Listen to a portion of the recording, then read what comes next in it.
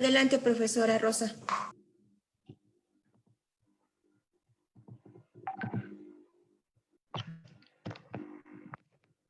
Muy buenos días a todas y todos. Muchísimas gracias por estar el día de hoy compartiendo esta sesión con nosotros. Agradecemos su presencia. Esta es la quinta sesión titulada La educación, cómo pensarnos en la nueva normalidad. Les ofrecemos una disculpa, pero como ustedes saben, con esta cuestión del temblor, pues generó algunas situaciones como el no tener acceso a luz en algunos lugares de la ciudad. En otros casos, pues generó también algunas cuestiones de ansiedad y pues está solucionando esta situación. Sin embargo, pues vamos a continuar con nuestra programación y para ello me voy a permitir presentar a nuestras invitadas que el día de hoy nos acompañan y pues les damos gracias por estar aquí. El objetivo de esta sesión es reflexionar sobre el cambio de paradigma educativo basado en esta enseñanza tradicional y ejercer una mirada crítica hacia nuevas formas pedagógicas en estos tiempos de pandemia del coronavirus y los retos que implica en la educación universitaria y cómo repensarnos en este regreso, entre comillas lo cito, a la nueva normalidad. Me permito hacer algunas indicaciones generales. Los micrófonos de los participantes pues van a permanecer cerrados hasta la ronda de preguntas y respuestas por una cuestión de seguridad y siguiendo el protocolo. El chat se va a habilitar 15 minutos para que los participantes puedan dirigir preguntas, comentarios. Posteriormente llevaremos a cabo la discusión y se abrirán los micrófonos por 15 minutos más para intercambiar ideas.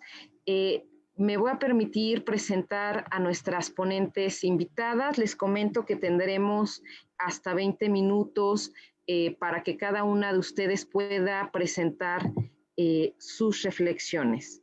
Entonces, me voy a permitir presentar a la maestra Teresita del Niño de Jesús Maldonado Salazar. Muchas gracias por acompañarnos, maestra. Sea usted bienvenida.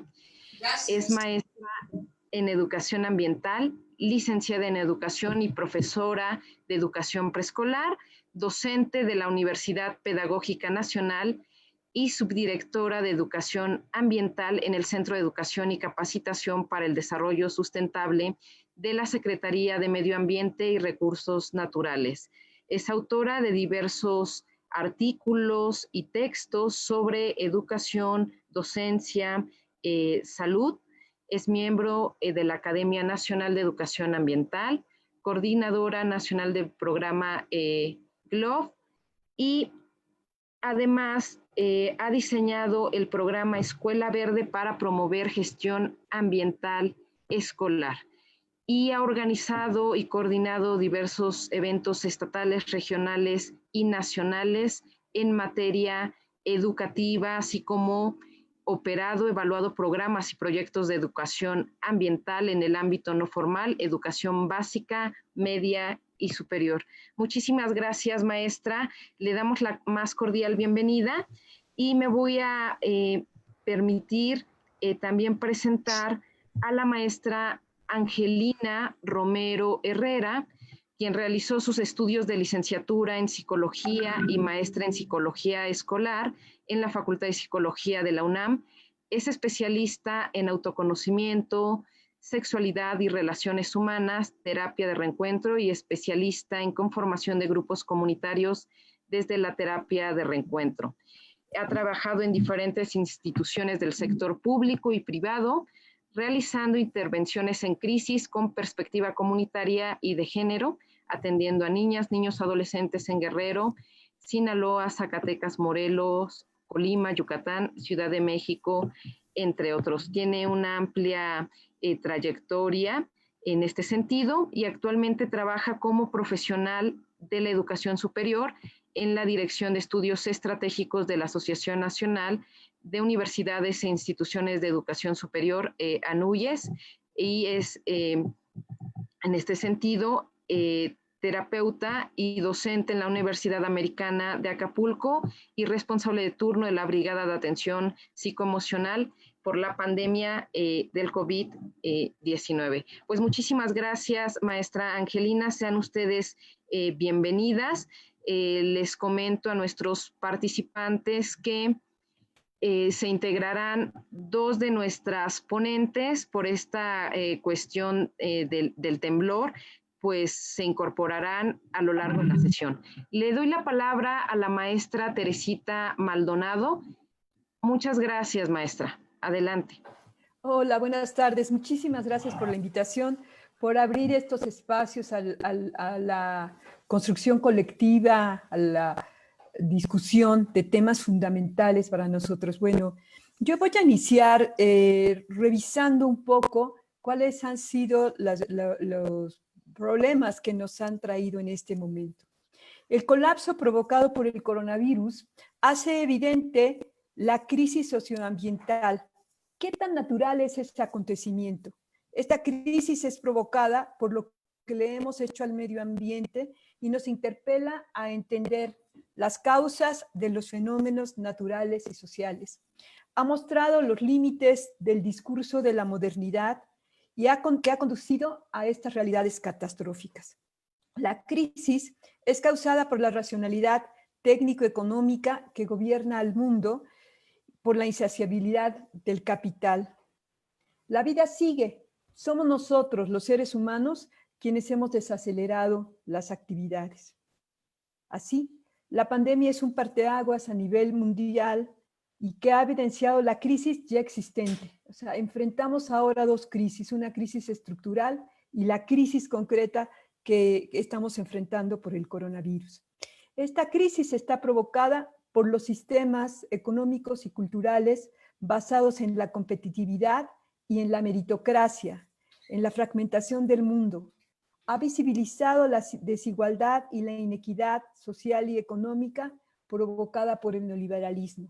Esta crisis ya existente se vio agudizada por la pandemia.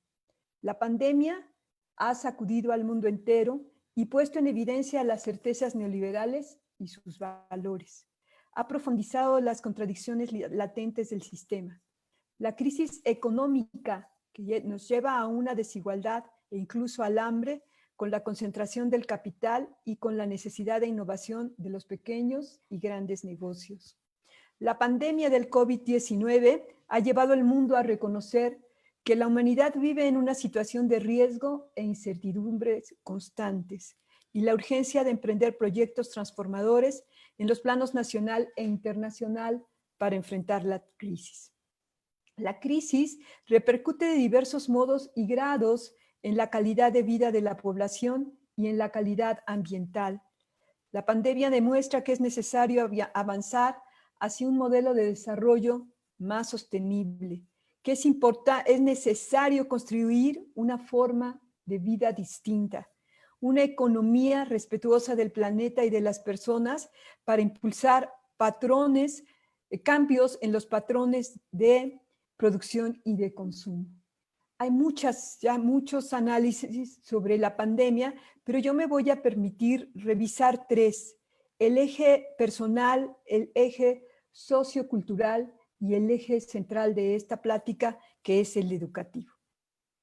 En el eje personal, la pandemia nos ha descolocado, despierta los miedos, la desconfianza, la negación. El miedo a un enemigo invisible que pone en jaque a la humanidad entera, y por fin reconocimos nuestra vulnerabilidad. Nos ha alejado a unos de otros y nos lleva a una distancia social que ha causado serias afectaciones emocionales. El miedo a enfrentarnos a nosotros mismos y el miedo a pensarnos en primera persona. La incertidumbre del futuro nos reta a recomponer nuestro interior y a resignificar nuestra existencia. La búsqueda puede ser sellada por los deseos de lo inmediato o comprender la esencia de la existencia, la lucha por la vida. La resignificación de uno mismo no puede hacerse sin los otros. Esto nos ha quedado claro. Esta crisis nos ha llevado a evitar lo superfluo, lo innecesario y a reconocer nuestros afectos y nuestros intereses. Hemos aprendido que dependemos los unos de los otros, que hay nuevas formas de comunicarnos. Hemos valorado nuestras relaciones personales. Sabemos que la crisis son oportunidades de cambio. Ha abierto la posibilidad de reflexión y de preguntarnos, ¿qué mundo queremos? ¿Hacia dónde queremos caminar?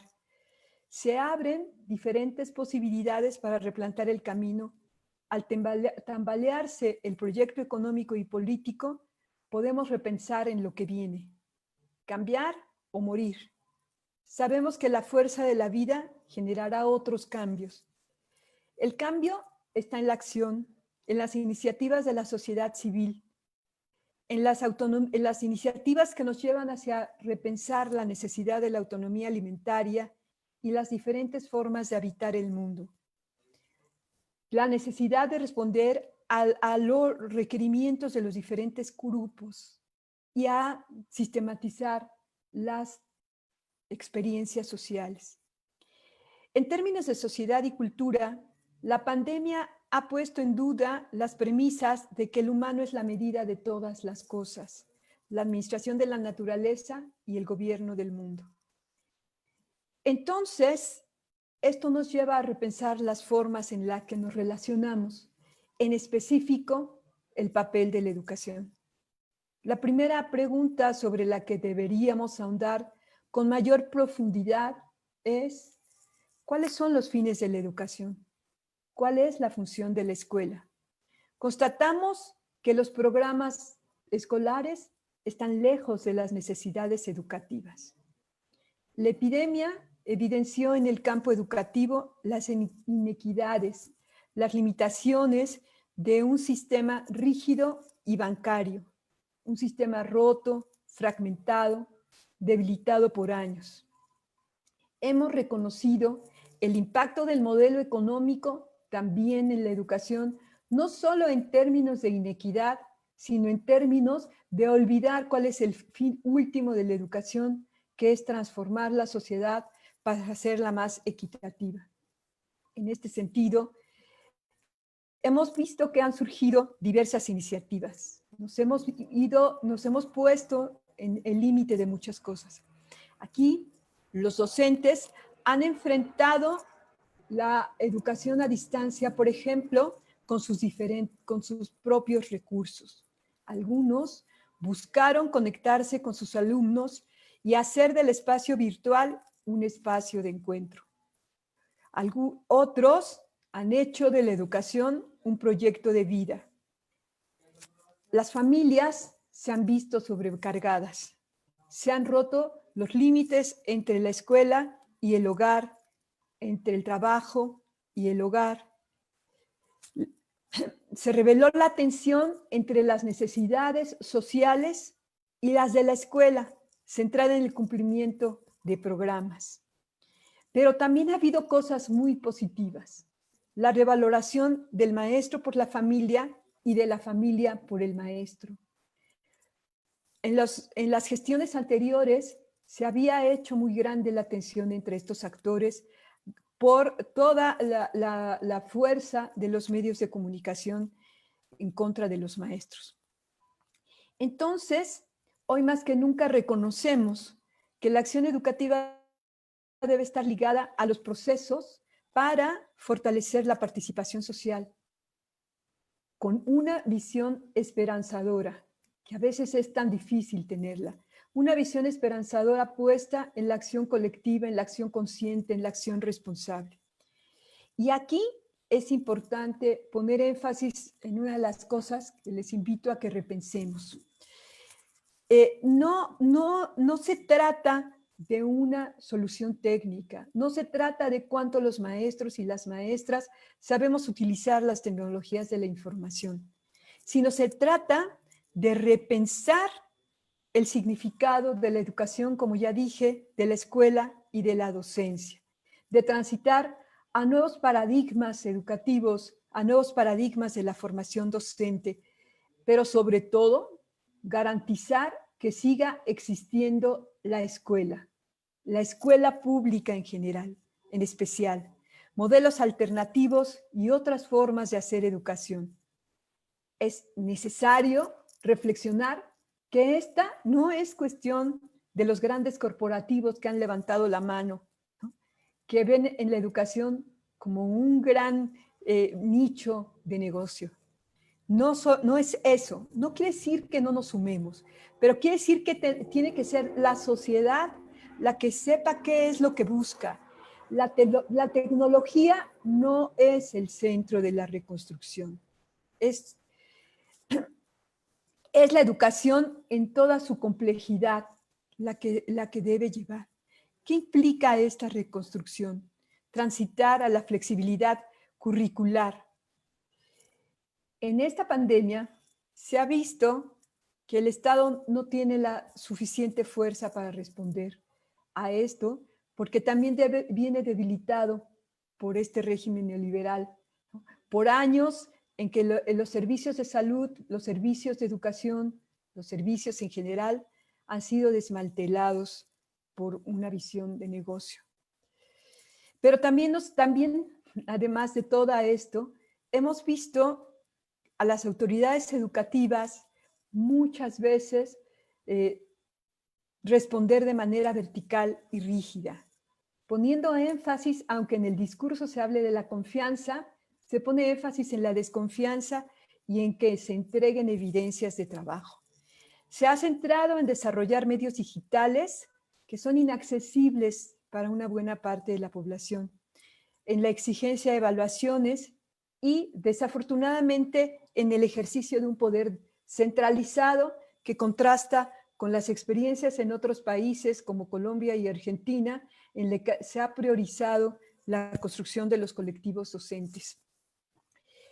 La autoridad escolar, sobre todo en básica, insistió durante todo este tiempo en que el curso escolar iba a cumplir las metas.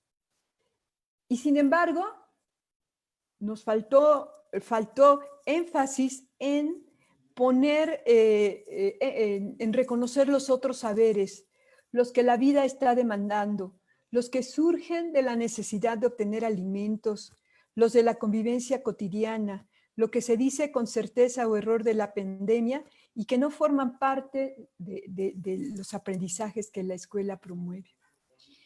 Un ejemplo de esto fue, por ejemplo, el programa Aprende en Casa, que esto es uno de los grandes retos, ¿no? Ese programa Aprende en Casa, como muchas otras de las propuestas educativas que surgieron en las instituciones de todos los niveles, corre el riesgo del regreso a una lógica conductista, que pone énfasis en los contenidos y no en los procesos de formación de valores, ¿no? Esta premisa de la que se habló, en que la escuela no puede parar. ¿Para qué? No puede parar ¿para qué? Para terminar un programa, para lograr los aprendizajes esperados o para cumplir las necesidades sociales. Manuel Gil Antón dice que más que una escuela a distancia, lo que hicimos fue una escolarización distante, porque en realidad los maestros o muchos maestros tomamos estos medios para reproducir la manera en que se lleva a cabo los procesos dentro del aula. Y no necesitamos esto, necesitamos un currículum centrado en la educación, centrado en la educación y en el sostenimiento de la vida en general. Esto es, la educación debería estar permeada toda por el enfoque ambiental y por el enfoque de interculturalidad que permita el reencuentro del otro. Necesitamos también un cambio social para superar la inequidad, no también, sobre todo. Y el papel del Estado en esto es central, para asegurar las condiciones políticas, sociales y pedagógicas para el ejercicio del derecho a la salud. Pero también la sociedad tiene un papel central, el papel de organizarse tomando como bandera principal el bien común. Y los educadores tenemos el reto de transformar la escuela, de transformar la relación con los alumnos para salir juntos en mejores condiciones de esta pandemia, como sembradores de justicia social. Y entonces, estamos claros en que la escuela no puede ser la misma, porque también la escuela frecuentemente se ha equivocado, cerrándose en los muros. La escuela se ha centrado a veces en saberes bancarios, no porque la escuela debe estar siempre conectada con la realidad. Una de las preguntas eje que nos enviaron en este panel era acerca de la nueva normalidad. Y aquí habría que preguntarse, ¿realmente queremos una nueva normalidad? Teresita Garduño, que es una investigadora del DIE, dice que nada será igual porque no hay retorno a la normalidad. Y qué bueno que no haya retorno a la normalidad, porque esa normalidad es parte del daño. Es parte del daño que nos tiene ahora, ¿no? Más bien, esta ruptura de la cotidianidad, esta ruptura de esto, nos debe llevar a reinventarnos, a reconocer que es necesario que nos reorganicemos. Y entonces, insisto, repensar qué es eso de la normalidad, a qué se refiere, a la reglamentación, a esquemas de cultura. ¿Es suficiente o se requiere un cambio de paradigma? Es necesario, según entienden muchas personas y visión a la que me suscribo, un cambio de la civilización a través de la ontología de la diversidad y de la alteridad, al reconocer que somos ecodependientes, que necesitamos amar a la naturaleza y defender a la vida, que es única, que necesitamos preservar la salud humana, ¿no? No podemos regresar a la normalidad, y retomo a Adriana Puigros, cuando dice, esa nueva normalidad no puede centrarse en la normalización de la desigualdad. Bueno, no sé cuánto tiempo más tengo.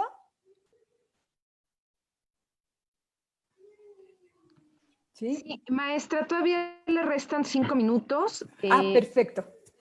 Sí, sí, gracias. Bueno, entonces, una de las preguntas es, ¿está preparada la escuela pública? ¿Es necesario refundar la escuela, romper barreras, flexibilizar el currículum, promover aprendizajes comunitarios que construyan cercanía para la vivencia en valores? No puede ser la escuela como ese espacio rígido, lejano de la realidad, distante de la sociedad, sino debe ser una escuela que abra espacios a la libertad, a la fundación de la ciudadanía. La escuela debe propiciar el pensamiento crítico, pero sobre todo, acercar al conocimiento con pasión, no la repetición y la monotonía. La pasión se enseña y se aprende. La escuela debe llevarnos al placer por aprender. Crear alianzas de solidaridad con el resto de la sociedad. La educación, y para esto no basta con la educación por medios digitales, porque esta, como dije anteriormente, enfatiza lo cognitivo. Es importante abonar en estos momentos a la construcción de la solidaridad y de la empatía. El conocimiento es una construcción social y la colectividad es la que nos da sustento. Lo importante es la presencia y el encuentro. Entonces, los medios digitales no son suficientes porque nos llevan al individualismo. Es necesario que abrir caminos de intercambio y otras. ¿Cuáles son nuestros retos? Tenemos diferentes retos. Retos ambientales, de cuidar nuestro entorno, la salud, la solidaridad, disminuir las desigualdades y las asimetrías. Los retos pedagógicos de romper los mecanismos de control, la intolerancia, la simulación que la escuela y las instituciones educativas han perpetrado. Y entonces, promover la autonomía de las escuelas, invertir la pirámide, escuchar a los estudiantes y abrir los espacios de reencuentro, enseñar para el presente y reconocer la realidad. Buscar una escuela creativa, solidaria, flexible. Una escuela capaz de formar una conciencia crítica, capaz de analizar todas las inconsistencias del modelo de desarrollo. Una escuela que forme a través de la acción cotidiana, que ponga la pedagogía en el centro, que nos lleve a conectar lo local y lo global, y que ponga la educación ambiental en primera fila, la educación que ponga en primera fila el valor de la vida, el valor del encuentro con el otro, el compromiso con la sociedad, la interculturalidad. Una escuela que siembre la confianza y la esperanza a partir de la acción colectiva y del encuentro real más allá del discurso. Una escuela que sea capaz de centrarse en lo impostergable, lo real, lo posible, en la construcción de la utopía y del cambio. Gracias. Muchísimas gracias, maestra Teresita Maldonado. Vamos a dar paso a la presentación de la maestra Angelina Romero. Ya llegó la maestra Ana Solís para posteriormente iniciar una ronda de preguntas e iniciar el conversatorio. Muchas gracias. Adelante, maestra Angelina. Muchas gracias por la invitación. Primeramente, bueno, comentarles que mi presentación espero que sea bastante breve y puntual porque sí me gustaría más que pudiéramos estar como en esta interacción de preguntas y respuestas. ¿Sí? ¿Qué ocurre con esta pandemia? Como mencionábamos, bueno, también soy profesora, también soy docente. Y en todo este proceso, pues de la noche a la mañana tuvimos que dar una serie de respuestas ante una contingencia que no nos avisó. De la noche a la mañana, los teléfonos celulares, los laptops, se convirtieron en aulas virtuales. Y junto con ello, pues tuvimos que migrar de un currículum y de clases presenciales a pues migrar y utilizar todos los recursos tecnológicos que teníamos al alcance de la mano para poder migrar pues a este tipo de modalidad, ¿sí? ¿Qué ocurrió con toda esta situación ante una contingencia de esta magnitud? Primero, pues que fue completamente imprevista, ¿no? No nos avisaron, ni siquiera sabemos, y todavía estamos con esa incertidumbre de que quién sabe cuándo se termine. Sabemos que en algún momento la contingencia se va a terminar, pero no sabemos cuándo, ¿verdad? Entonces estamos jugando con muchos factores ahí que van a impactar de manera directa en lo que es el proceso de aprendizaje y también en el proceso de enseñanza, ¿sí? Vamos a visualizar también que esta contingencia la podemos desmenuzar y la podemos desagregar en 3 niveles. ¿Qué pasa en el nivel social? ¿Qué pasa en las relaciones interpersonales y con la familia? Pero también qué pasa con los individuos, con los profesores, con las profesoras, con los estudiantes, ¿sí? Porque al final del día, estos factores juegan un proceso, tienen un impacto a nivel cognitivo muy importante que no podemos dejar de mirar, ¿sí? Por un lado, estamos también ante nuevas generaciones que en apariencia saben utilizar de manera adecuada lo que son las tecnologías de la información. Sabemos que las nuevas generaciones son nativas digitales, pero eso no garantiza que estas tecnologías se utilicen como tal en los procesos de enseñanza-aprendizaje, ¿sí? Por otro lado, también sabemos que hay una generación de docentes, pues que no nacimos siendo nativos digitales, que por el contrario, ¿sí? En nuestra generación, pues las formas de enseñanza y aprendizaje eran completamente diferentes y que vivimos esta transición donde se vino el boom de las computadoras, de las laptops, del correo electrónico, ¿no? Yo también me acuerdo cuando saqué mi primera cuenta de correo electrónico y que no sabía ni siquiera juntar un archivo. Y bueno, hemos estado aprendiendo junto con los mismos estudiantes cómo se utilizan las tecnologías para ello. Sin embargo, también nos encontramos con otro tipo de docentes, pues que no quieren o hay una resistencia a utilizar las tecnologías de la información y comunicación, pues si no los usan para su vida personal, mucho menos para procesos de enseñanza-aprendizaje. Entonces vivimos como en esta complejidad. ¿Qué ocurre cuando llega la pandemia y nos dicen, háganme sus nuevas planeaciones para la contingencia? Pues cada profesor, cada docente, cada profesora utilizó sus mejores recursos para poder migrar. Tuvo que aprender en un centón cómo utilizar una plataforma educativa, cómo utilizar Zoom, cómo utilizar una laptop, cómo utilizar Classroom, de manera autodidacta, a veces con alguna asesoría cuando bien ocurría, ¿no? Y sin embargo, ¿qué ocurre en las comunidades donde no hay este tipo de tecnología? ¿Qué pasa en las comunidades donde ni siquiera hay internet, ¿no? ¿Qué ocurre en esos lugares donde los estudiantes ni siquiera tienen una computadora en casa, donde no tienen un celular en casa? Pues justamente como lo decía la doctora Teresita, se marca justo lo que es una desigualdad social y se hace evidente. Y entonces podemos ver justo que cuando bien nos iba, y eso estamos hablando en las ciudades, ¿no? Donde hay todo este acceso a la tecnología, pues los alumnos como podían, pues iban conectándose a Zoom, igual que los profesores van aprendiendo de la mano, ¿no?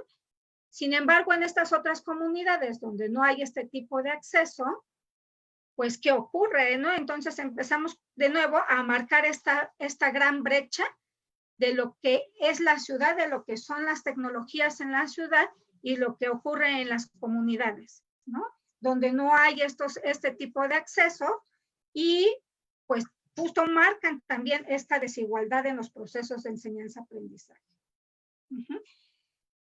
¿Qué ocurre también a nivel social?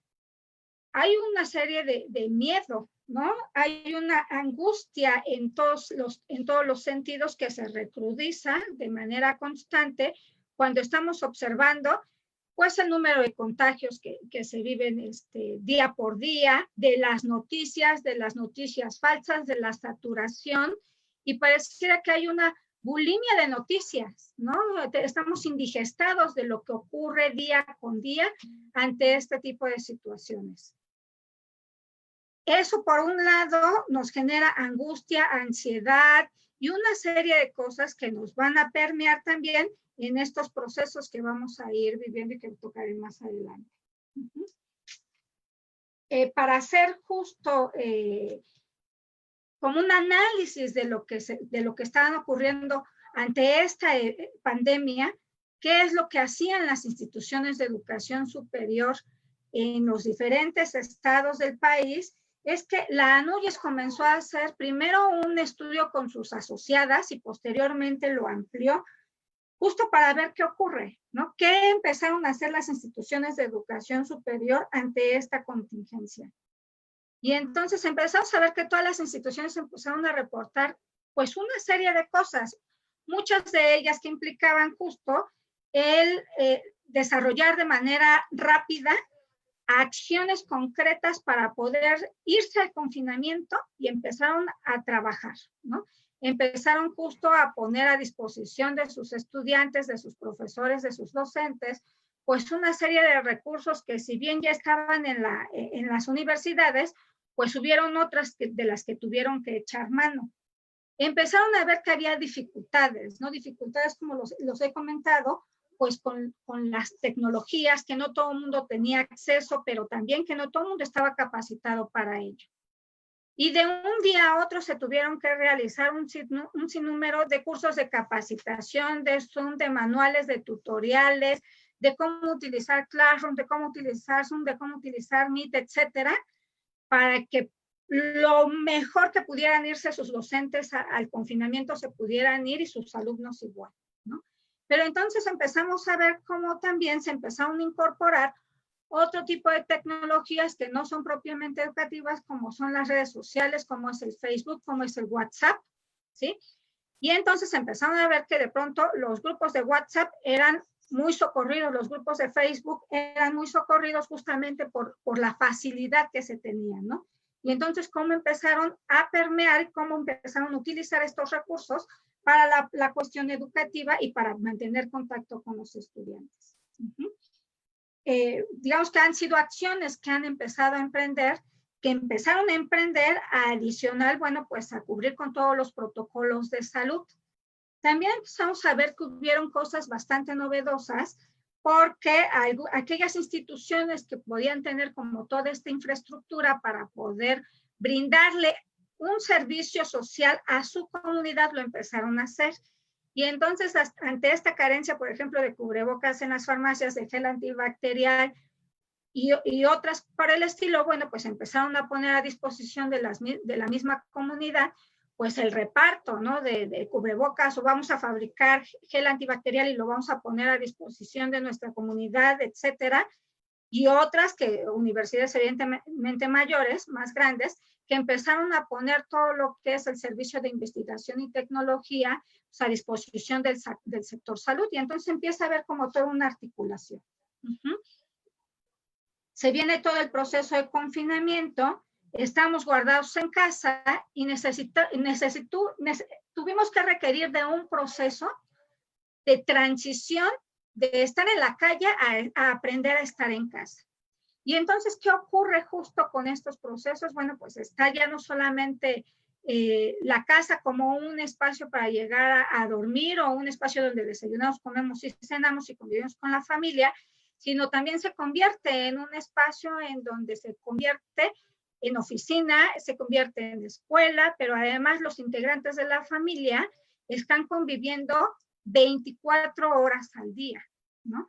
Las rutinas de los miembros de la familia también, pues de alguna manera se desestructuran, ¿no? Se nos recorren estos ciclos de sueño y entonces, pues empieza a haber como un caos también al interior de la familia, pues porque no hay una estructura que me permita justamente, pues tener estos horarios, ¿no? Para realizar determinadas acciones. Ajá. Y entonces el panorama se empieza a complejizar porque ya no solamente tiene que ver con la pandemia, sino con el aprendizaje de las relaciones interpersonales al interior de la familia. Y además de ello, bueno, pues el aumento de la violencia dentro de la familia. Y además de ello, bueno, pues tener que realizar una serie de actividades a los que no estamos acostumbrados dentro de estas casas, ¿no? Dentro de estas familias. Y a nivel individual, ¿qué nos ocurre también? ¿No? Hay una desestructura de mi rutina. Si antes lo que era salir a trabajar o salir a la escuela me marcaba una pauta, pues estoy completamente desestructurada. Y en este panorama complejo es que yo tengo que continuar con mis actividades laborales, pero también con mis actividades escolares, ¿sí? Quisiera detenerme un poquito para explicar qué ocurre con estas situaciones de angustia, de miedo, de ansiedad, y estamos en los procesos o queremos aprender cosas, ¿sí? El cerebro está diseñado justo para algo importantísimo, que sobreviva este ser humano, ¿sí?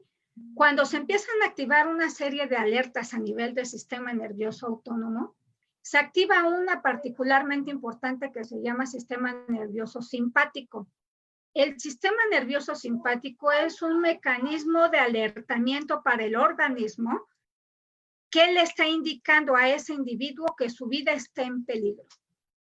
De manera inmediata, y son cuestiones de milisegundos, se activa todo un sistema en nuestro cuerpo de defensa y entonces todo el oxígeno que llega a nuestro cuerpo y que se concentra en el cerebro, se va a concentrar en una parte que es la parte media del cerebro y que tiene que ver con las cuestiones viscerales, para que el corazón siga funcionando, para que el estómago siga funcionando, para que los riñones sigan funcionando, es decir, para que todas las vísceras sigan con su funcionamiento, y va a dejar al final, y va a dejar en último lugar a la corteza prefrontal, que es justamente en esta región, pues donde tenemos toda esta capacidad de análisis, de raciocinio, de pensar en el futuro, de hacer operaciones aritméticas, etcétera.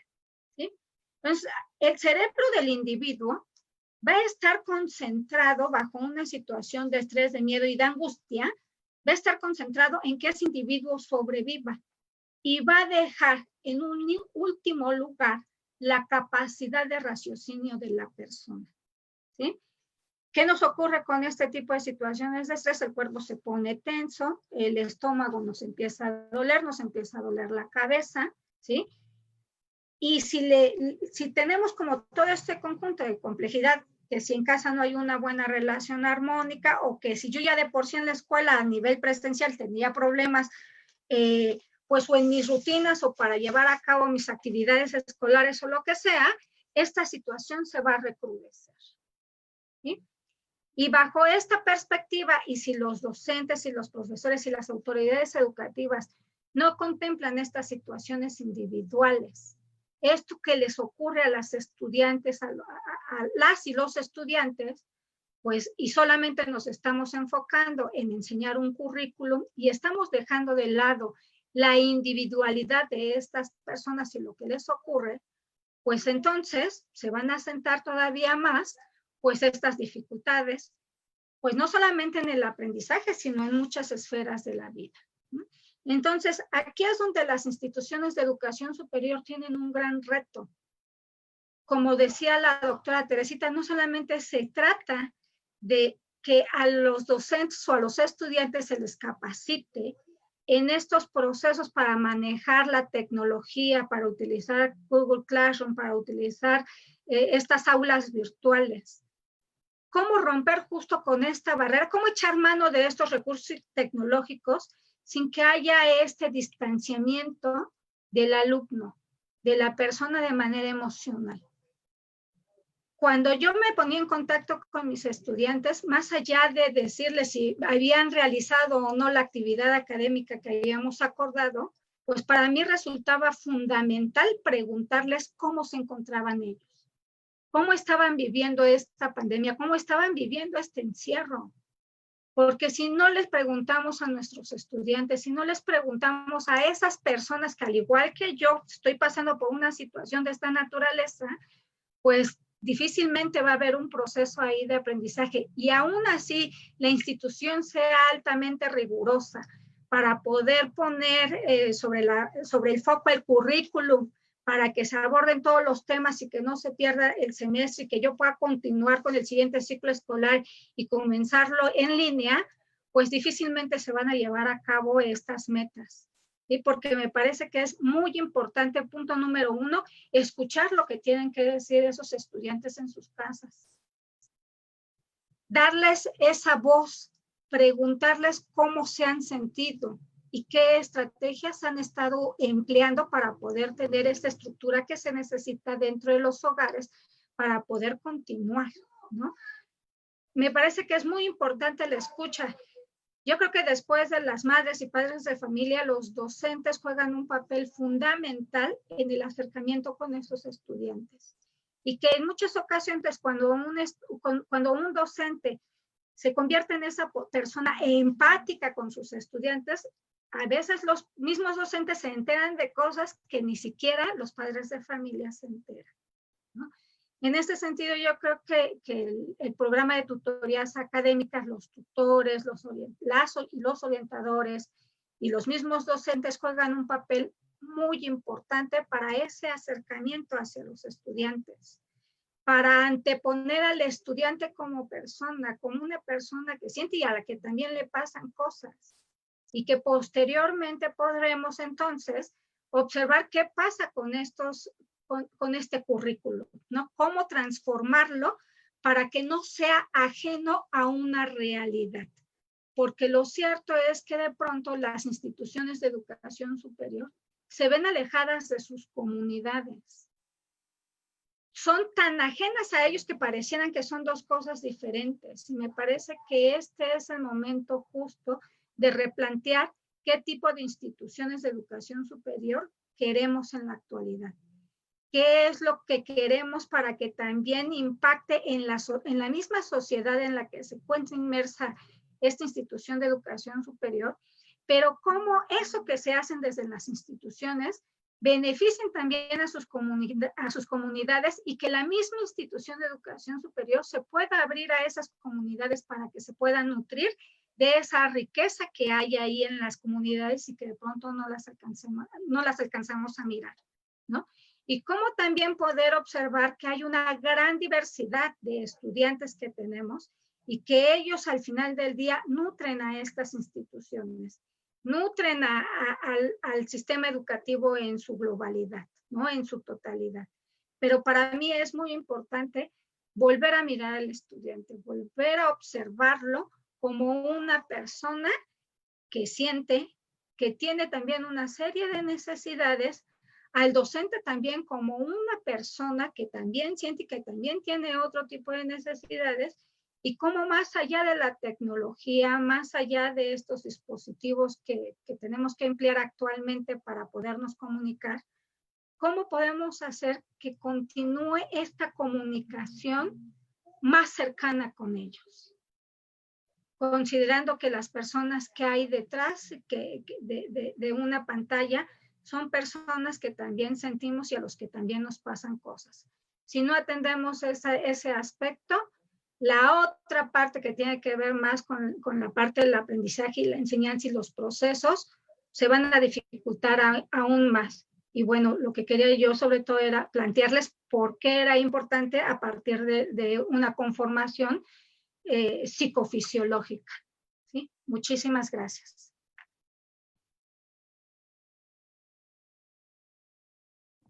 Muchísimas gracias, maestra Angelina. Pues ya tenemos aquí a la maestra Marta Velasco y a la maestra Ana Solís, que se integran a nuestra sesión. Muchísimas gracias por estar aquí. Como les comentaba, esto del sismo pues nos generó algunas situaciones. Lo importante es que ya estamos listos para continuar la sesión.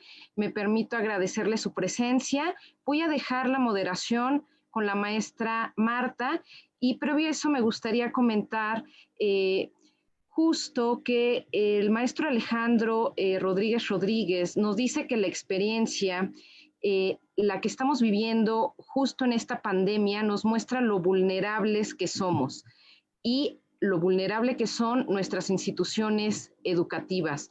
Por lo tanto, la propuesta educativa mexicana en su sistema escolarizado nacional, independientemente de la modalidad, pues se sostiene en alfileres, por lo que tendremos que preguntarnos qué requiere nuestra propuesta educativa y escolar para que sea relevante en el mundo virtual. Como bien lo comentó la maestra Angelina, no basta con la capacitación en términos tecnológicos.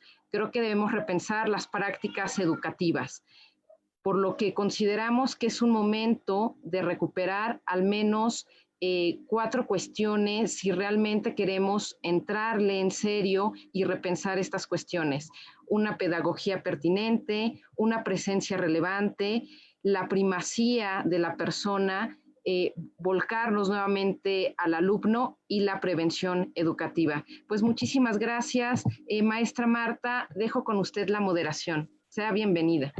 Muchísimas gracias.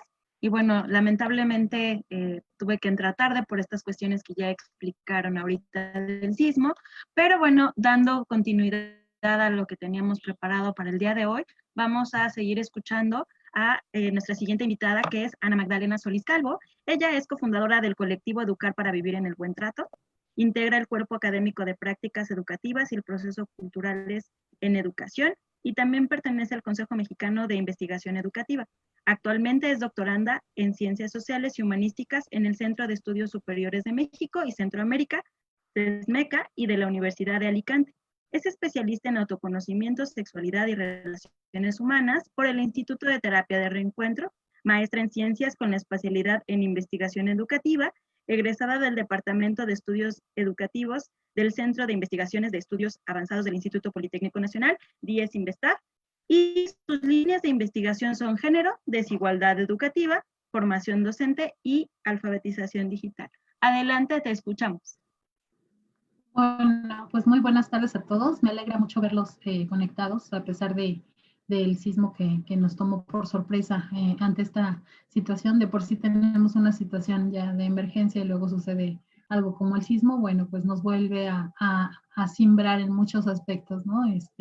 Principalmente en esta situación donde estamos, como bien lo decía la maestra Angelina, en una situación de que está como el foco prendido, por así decirlo, ¿no? Y estamos en una situación todo el tiempo como de alerta, ¿no?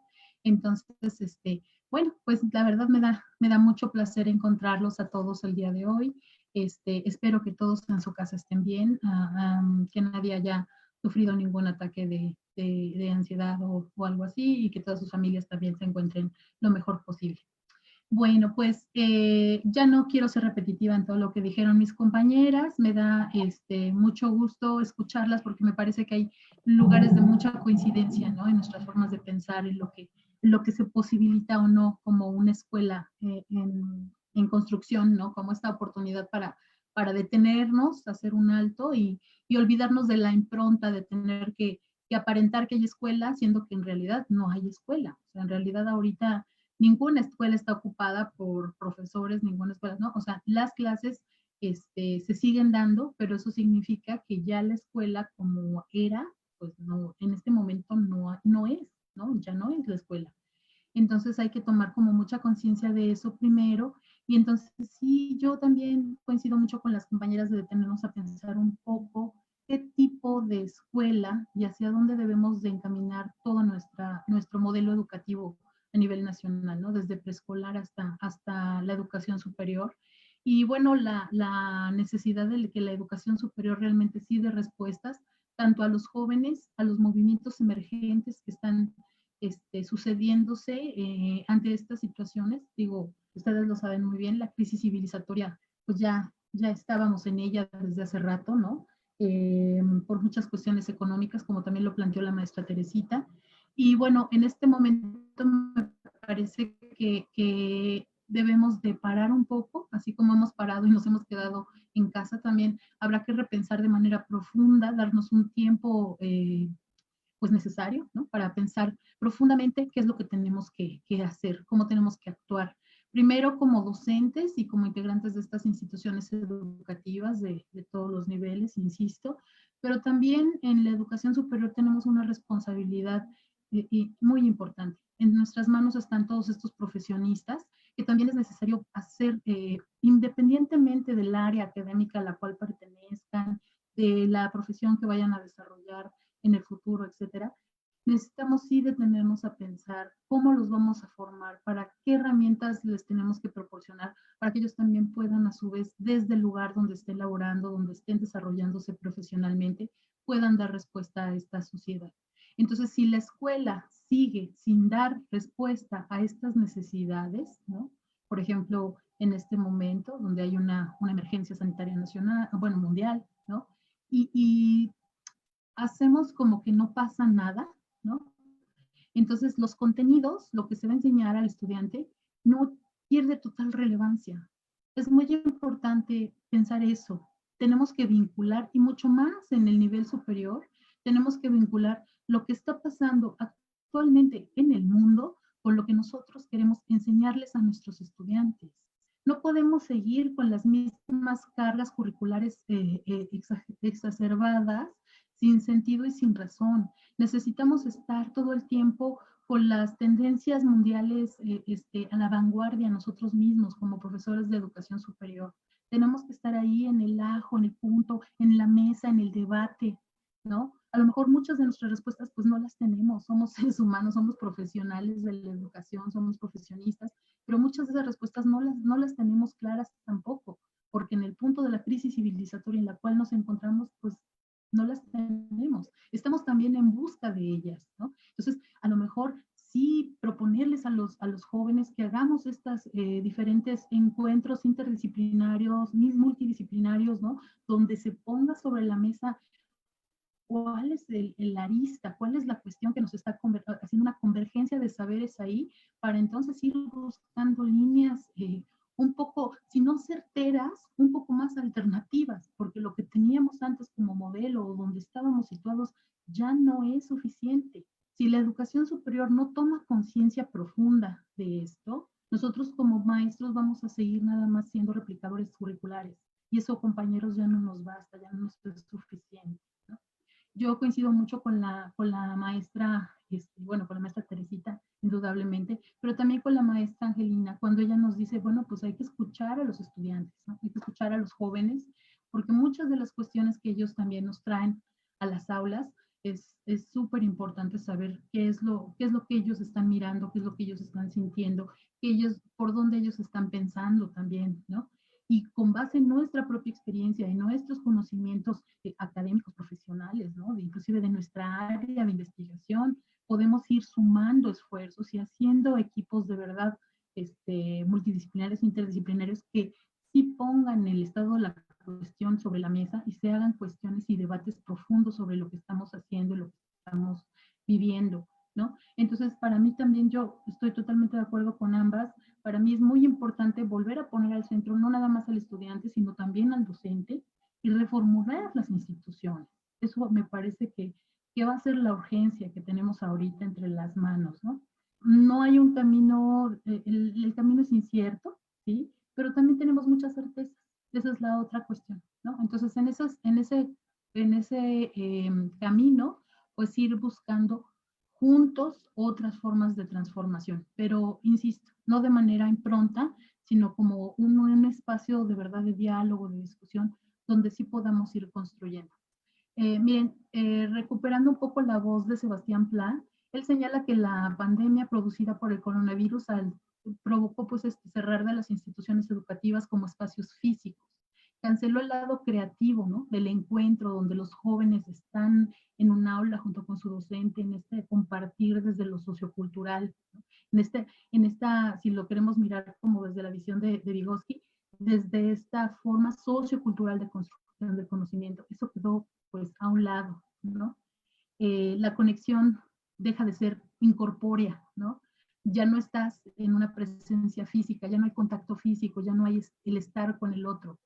Estamos mediados a través de estas pantallas y demás, pero hay una pérdida de todos los elementos creativos que la escuela trae, el aula, el compartir, el dialogar, ¿no? Entonces, desde la visión de Pla, él nos dice que nada más quedó entonces de la escuela que conocíamos, quedó como una función reguladora básica. Esta idea de la certificación, de crear ciclos etarios, la escuela como una impronta de dar clases, a pesar, insisto, de no haber escuela.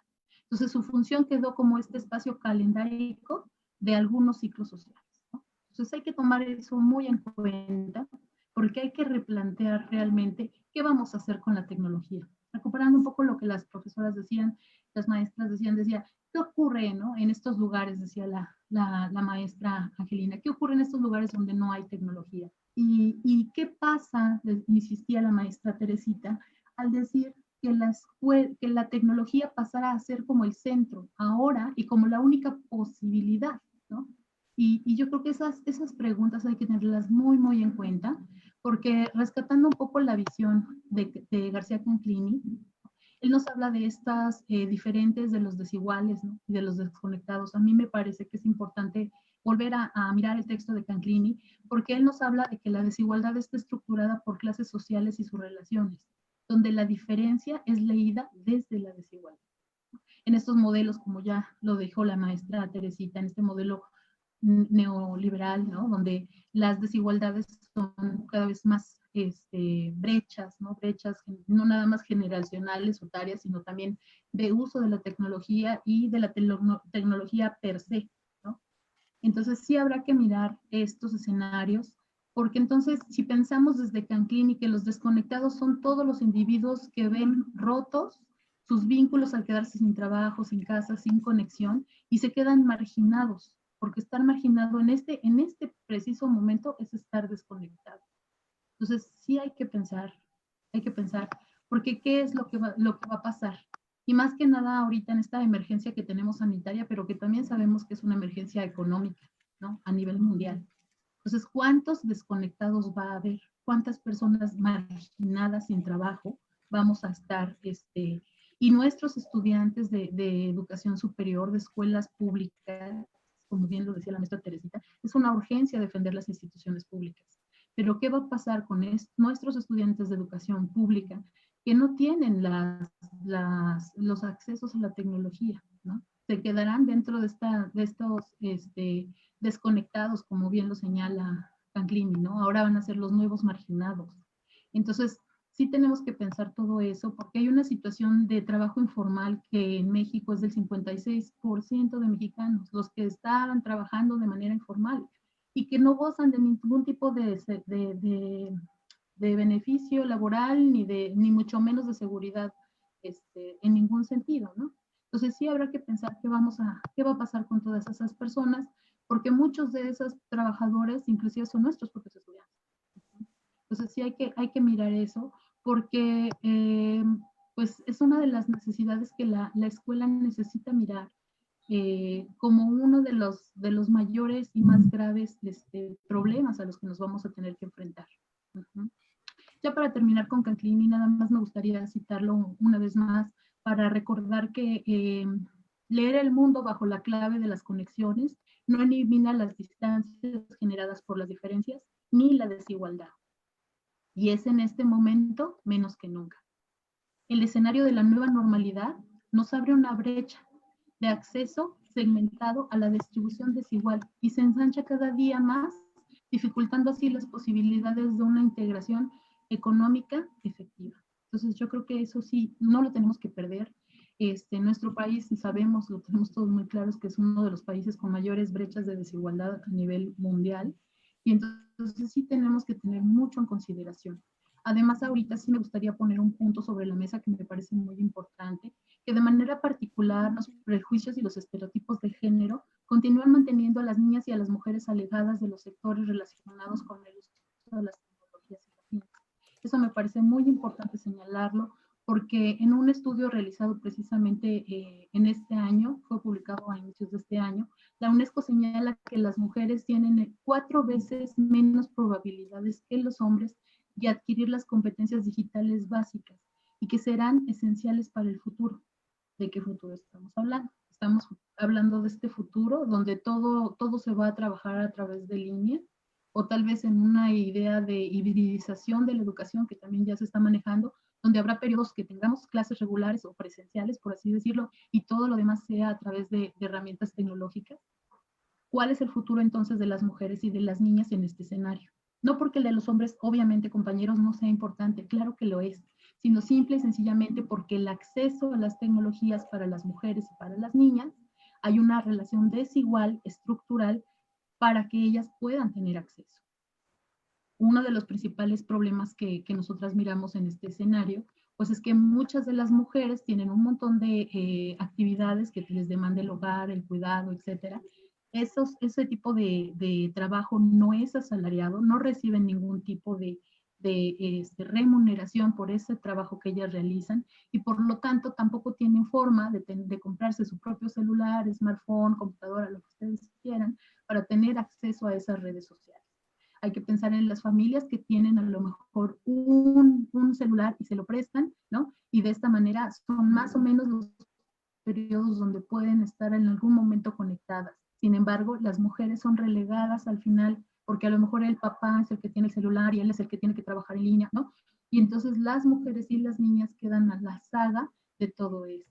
Entonces, si estamos hablando de que en un futuro todo se va a trabajar a través de estas redes y de esta tecnología, ¿qué escenario les espera o qué escenario nos espera a las niñas y a las mujeres en una relación desigual, ¿no? Y eso no es una relación desigual sencilla, sino estamos hablando de que 4 veces menos, ¿no?, de probabilidades que en relación con los hombres, ¿no?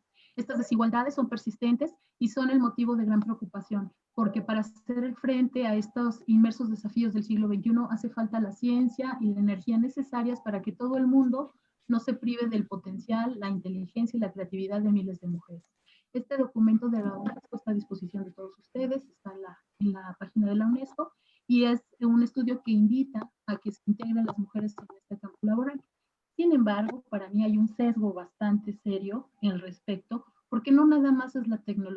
el acceso a ella, sino que estamos viendo que ahorita en estas condiciones de pandemia, en un escenario, hay unos escenarios bastante complicados y bastante difíciles para muchas de las mujeres. Voy a mencionar algunos, y me parece que hay otros más, sin embargo, estos me parecen los más evidentes, ¿no? El trabajo doméstico, la higiene permanente del hogar y los cuidados de los hijos y las hijas, que no asisten a la escuela, pero que tienen deberes escolares, agregan cargas de trabajo derivadas de la pandemia. Además, todas las responsabilidades laborales de las mujeres que realizan home office, que insisto, muchas de ellas no tienen ni los espacios y tienen que compartir el equipo, que tiene a lo mejor una computadora para todos y hay que turnar, hacer los turnos, etcétera, para poder realizar sus tareas aparte, laborales, a través de estos medios digitales. El cuidado de los hijos y la casa son trabajos no remunerados, pero que son realmente sí están siendo como cargas tradicionalmente, ¿no? Hacia las mujeres. Entonces esto sí habrá que mirarlo, porque en estos escenarios, pues, esa carga o esa sobrecarga de trabajo, lo que también termina provocando son situaciones de violencia al interior de las familias, ¿no? Ya lo señalaban las compañeras, la falta de espacios en algunos hogares para realizar el trabajo en casa, que se necesita la planeación y la mediación de las mujeres para evitar los conflictos familiares, obviamente, porque insistimos, ¿no? Muchas de las cosas que suceden en casa, la mamá es la responsable, la que tiene que poner orden, ¿no? O es la que se queda en casa trabajando y cuidando a los hijos. La responsabilidad del trabajo académico, esto es muy importante de señalar porque pareciera que las mujeres académicas o las profesionistas, ¿no? No tenemos estos conflictos. Y nosotras, siendo profesionistas y siendo académicas, siendo mujeres, tenemos todos estos conflictos. Porque tenemos una responsabilidad del trabajo académico y se está llevando a cabo en el entorno digital, lo cual nos demanda muchísimo más trabajo. Sabemos que la educación a distancia es estar acompañando a nuestros estudiantes, no nada más dejando tareas, etcétera. Y eso ha demandado muchísimo más trabajo de nuestra parte para poder hacerlo y elaborar un seguimiento y un acompañamiento adecuado para nuestros estudiantes. Y bueno, también estamos conscientes que la desigualdad de acceso a los tiempos de la tecnología y los tiempos productivos, ¿no? De nosotras como mujeres, pues se ven súper limitados y sobrecargados con estos excesos de trabajo, ¿no? Y por último, pues eso, ¿no? Señalar que debido a todos estos escenarios, las mujeres pueden estar aún más expuestas ante la violencia que se vive en las cuestiones domésticas, ¿no? Entonces sí me parece que hay que pues hacer una revisión profunda de todos estos elementos y pensar en las mujeres en estos escenarios, pero también en los escenarios, como ya decíamos, ¿no? de lugares donde la distancia geográfica complica aún mucho más las cuestiones tecnológicas, ¿no? Por último, quisiera compartir con ustedes una idea de la pedagoga, terapeuta y psicóloga Fina Sanz, donde ella nos señala, ella recurre a la imagen del laberinto. Ella hace una analogía con el laberinto, como si el laberinto fuera un lugar donde, pues sí, cuando estás dentro de un laberinto no sabes para dónde ir, no sabes cuál es el camino, no sabes qué nos espera, ¿no? Así ahorita pareciera que es un espacio donde la humanidad, ante todos estos elementos, ante la inminente crisis mundial, ¿no? Estamos dentro de ese laberinto. Sin embargo, Fina expone que recupera primero esta imagen para recuperar como esa sensación que tenemos de encontrarnos perdidos, ¿no? Y ella hace mucha relación de esta sensación con la cuestión de la pérdida, ¿no? La pérdida, la transición, la despedida de algo y pues todos los procesos que tienen que ver con las despedidas, ¿no? Entonces, ella nos dice que nos propone esta imagen y recuperar esta sensación de estar perdidos en el laberinto cuando no sabemos qué camino tomar, que nuestro futuro es incierto, que nuestra existencia no tiene hay una cierta pérdida de sentido, ¿no? Sin embargo, ella nos dice que al atravesar este laberinto y al encontrar la salida, pues vamos también a encontrar un punto de transformación, ¿no? Vamos a salir transformados de ese laberinto. El laberinto también no tenemos por qué atravesarlo solos, ¿no? Por eso mi invitación a continuar haciendo estos conversatorios, estos diálogos, no nada más entre especialistas, ¿no? Sino también que escuchar las voces de los compañeros estudiantes, de otros compañeros docentes, porque me parece que ese camino que estamos nosotros, ¿no? En este laberinto donde no encontramos por dónde está el camino, no sabemos cuál es nuestros pasos, ¿no? Hay incertidumbre en todo esto. También es importante irse acompañado de otros que también tienen esa convergencia, pues sabemos, ¿no? Que hay una esperanza de futuro, pero también sabemos que es importante para poder continuar, detenernos, analizar profundamente cuáles y para qué serán estos cambios y cuáles son los escenarios también futuros que quisiéramos compartir y elaborar con otros. Pues muchas gracias. No sé si tengan algunas preguntas. Muchas gracias. Muchas gracias. Ya tenemos algunas preguntas de los participantes. Sebastián nos va a apoyar con la lectura de algunas preguntas. Y adelante, si alguien tiene más preguntas, las vamos escribiendo por favor en el chat y nos vamos turnando para escuchar las respuestas de nuestras invitadas. Muy bien, muchas gracias, maestra Marta. Bien, sí tenemos varias preguntas en el chat. Bueno, la primera sería de Rosario Salinas. En un contexto de crisis civilizatoria, ¿de qué manera podríamos formar en el estudiante valores éticos que involucren las competencias emocionales como la gratitud, la solidaridad, el respeto por el otro y de interés por la construcción colectiva? Esa sería la primera pregunta. También, bueno, de manera rápida a la maestra Ana le preguntan si puede repetir el autor y el nombre del texto al que hace referencia.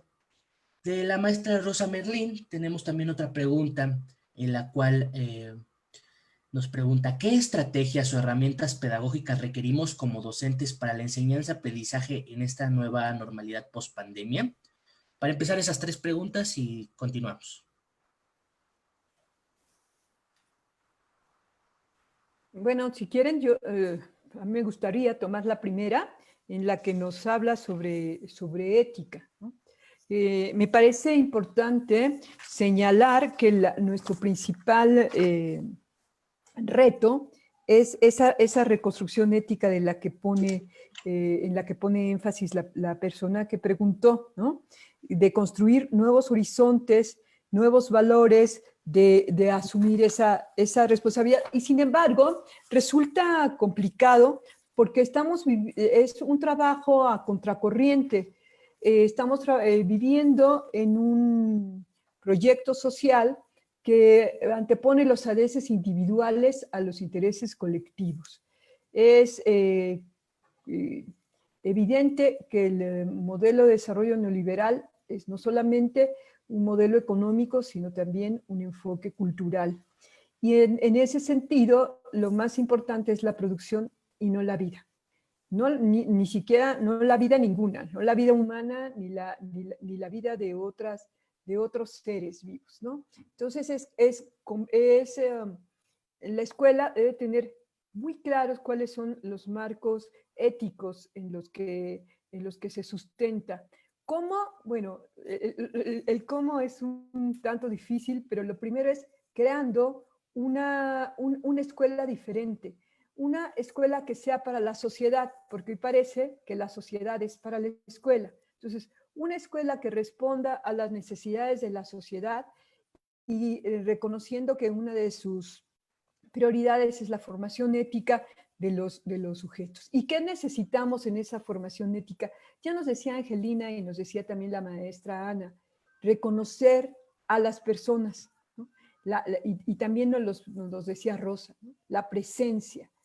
Entonces, el primer elemento importante, retomando a autores como Levinas, es el reconocimiento del otro. Incluso él habla de la epifanía, porque pareciera que en una sociedad neoliberal ni siquiera tenemos tiempo de voltear a ver al otro. Entonces, el primer elemento sería el transitar de ese enfoque individualista a un enfoque del bien común, pero mucho más allá del discurso, ¿no? Del bien común que implica reconocer que el otro tiene los mismos derechos que yo. Y esto se da a través de muchas cosas. La primera es formando o abriendo escuelas que verdaderamente sean escuelas abiertas a la diferencia y abiertas a procesos de interculturalidad que no nada más es hacia lo ético, ¿no? Ambientes de aprendizaje adaptativos, incluyentes y cooperativos, ¿no? El ver superar las tensiones que existen. Existen varias tensiones sociales. La tensión pareciera entre el individualismo y el bien social, ¿no? La tensión entre obtener el éxito, entre comillas, que es para lo que la escuela educa, sobre todo en muchos de los elementos de la educación privada, y lo que vemos en las redes y todo, siempre dicen es que tú tienes que ser exitoso, ¿no? Ser exitoso muchas veces quiere ser más que el otro. Entonces, es necesario evidenciar todas esas contradicciones que vemos en los diferentes medios, en las redes, en las relaciones interpersonales, para reconocer que los valores de equidad, de interculturalidad, de respeto y de solidaridad son fundamentales. Angelina hablaba de la empatía, ¿no?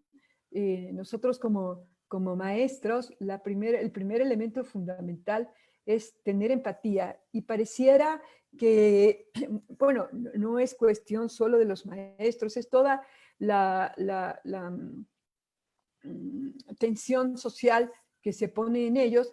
Pareciera que frecuentemente nos centramos mucho más en los contenidos, en las evidencias, en subir cosas, calificaciones, que en ese ser humano que tenemos enfrente. A mí me llamó mucho la atención, ya a la hora de la presentación dijeron que yo trabajo en la Universidad Pedagógica, y como todos los maestros, pues me he enfrentado de estar ahora, pues ni siquiera es una educación a distancia, sino escolarizada a distancia, con estas aplicaciones como en la que estamos. Mis alumnas y alumnas todas, perdón, tengo 4 grupos, todas son docentes de educación inicial y preescolar. Y ustedes no podrán creer que en las escuelas privadas donde están, les han pedido que estén frente de las pantallas dando, comillas, clase, ¿no? Cuando en preescolar lo que se debe hacer es enamorar, como en todas las niveles, enamorar del conocimiento. Entonces, pues están desgastadas queriendo que el niño de 1 año y medio, de 2 años, de 3, de 5, esté enfrente viendo cuál es el círculo rojo o cuál es la A o la E, ¿no? Sin responder a las necesidades. Entonces, ¿cómo vamos a enseñar el valor del respeto si no empezamos por reconocer que todas las personas merecemos un respeto por nuestra condición inherente de personas, ¿no? Entonces, primero, para el compañero, para todos nosotros, creo que lo primero es el vivir los valores, no discursarlos. Segundo, analizar cuáles son la ética en la que nos vamos a sustentar, porque existe una ética instrumental, una ética que se centra en los llamados valores del progreso, en el que ser es igual a tener, en el que si hay un libro que les recomiendo muchísimo, que dice el valor de lo imposible, que nos habla cómo en este sistema capitalista incluso se adueña de lo que consideramos verdad y de lo que consideramos felicidad, ¿no? Nosotros mismos nos exigimos muchas cosas para ser exitosos. Entonces, el primer elemento, considero, para la formación de valores es el desarrollo del pensamiento crítico y de la autonomía moral. Es decir, que nosotras asumamos de manera individual la responsabilidad de nuestras decisiones. Eso es fundamental. Y no quedarnos solamente en la visión del yo, sino siempre transitar hacia el nosotros. Y una visión que parece en una escuela que está centrada en el conocimiento, la visión emocional y la misión espiritual están como puestas en los márgenes. hay que darle centralidad, ¿no? Hay que darle centralidad al reconocimiento de esa persona, al reconocimiento de sus necesidades, pero no nada más en primera persona, sino aprender realmente a conjugar en el nosotros que implica, si no hay un nosotros, simplemente no hay vida. Ya lo dijeron ambas, tanto Angelina como Ana, que se ha puesto de manifiesto nuestra vulnerabilidad. Y la única manera de salir adelante es construyendo una visión de comunalidad, ¿no? Una visión del nosotros puestos en la construcción de una mejor vida y en la construcción de la esperanza. Gracias. Bueno, si me lo permiten, yo nada más quisiera señalarles que ya puse en el chat el nombre de los dos autores que traje y también del informe de la UNESCO que también les compartí. Nada más quisiera, si cuando preguntan esto de cómo hacer, me parece que ahorita también hay que estar muy atentos a todos los movimientos emergentes, ¿no? Hay diferentes movimientos emergentes que están surgiendo precisamente contracorriente de todo esto. Desde la investigación hay varios investigadores que se colocan, pues no sé, en los modelos decoloniales, ¿no? Pero no tan, o sea, pienso que a veces se malinterpreta esta cuestión de la decolonidad, ¿no? Sino más bien ellos hablan de descolonizar como este pensamiento hegemónico, neoliberal, y rescatar precisamente estos principios de la comunalidad para poder formar otros mundos, ¿no? Quisiera traer acá, por ejemplo, el pensamiento de los zapatistas, que ellos señalan que otros mundos pueden ser posibles, ¿no? Hay que crear un mundo donde otros mundos puedan ser posibles. Y yo cuando lo escuché la primera vez se me hacía algo muy complejo. Dije, ¿cómo vamos a crear un mundo donde otros mundos sean posibles, ¿no? Y fue muy bonito platicar con alguien de la comunidad zapatista que me dijo, pues sí, porque el primer mundo posible es el más cercano, es el mundo propio. A partir de la creación de un mundo propio, donde tengas toda una visión distinta de qué quieres, hacia dónde vas, de que el otro también es importante, de que la naturaleza es importante, empiezas a tener otro tipo de conexión ética, primero contigo y después con todos los demás. Entonces me parece que el principio fundamental será crear un mundo, un primer mundo posible propio, nuestro, ¿no? Donde tengamos como lo que Fina Sanz también nos señala, ¿no? Un camino que nos da sentido de vida. Cuando logremos eso como profesores, como estudiantes, o sea, si yo soy estudiante, digo, ¿para qué voy a estudiar esta carrera? ¿Qué pretendo hacer con ella, no? Y yo como profesor, desde mi banquito, desde mi lugar, también, ¿para qué quiero formar a estos profesionales? ¿Qué quiero ellos que se lleven? Yo creo que a partir de este mundo posible, sí podemos generar otros mundos posibles. Entonces yo creo que ese es uno de los caminos. Si empezamos a mirar cómo estos movimientos emergentes han surgido en varios lugares en el mundo, estas conciencias colectivas también, y por ejemplo otras formas de investigación. Hay investigaciones que ya hablan de la co-investigación, de la co-labor, ¿no? Porque esto es una urgencia. O sea, nosotros ya no podemos dar respuesta con la misma escuela como la concebíamos. Esto ya no es posible. La crisis civilizatoria por la cual estamos atravesando nos ha invitado una y mil veces a repensarnos y replantearnos. Entonces mi invitación será primero esa, ¿no? Generar nuestro mundo posible primero, para después en la colectividad seguir generando otros mundos donde otros mundos sean posibles. Muchas gracias. Yo voy a retomar algo que menciona Fina Sanz Ramón, creadora del Instituto de la Terapia de Reencuentro, y cuyo toda esta información la pueden ver y consultar en su libro que se llama El buen trato como proyecto de amor.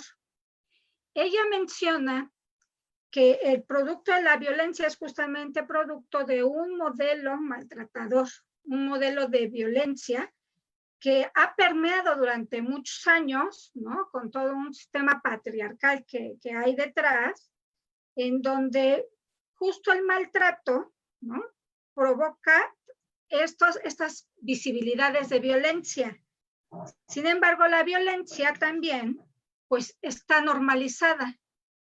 Y entonces esta violencia normalizada que permea en 3 espacios, que es lo social, lo relacional y lo personal, genera heridas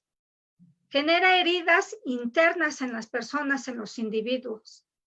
Y que eso nos lleva también, pues, a reproducir ese tipo de violencias también en estos 3 niveles, el interpersonal, en el personal, en el interpersonal y en el nivel social, ¿sí? Y que entonces es difícil justamente porque si estamos observando que estamos en un modelo, ¿no? Donde no se prioriza a la persona, donde lo que se prioriza es el producto, lo que se está exigiendo de manera constante es que produzcamos sin importar a costa de qué y sin respetar pues esta interdependencia que hay entre las personas, entre los seres humanos, con la parte también de la naturaleza. Entonces, pues, estamos en un mundo en donde por todos lados pues, hay maltrato.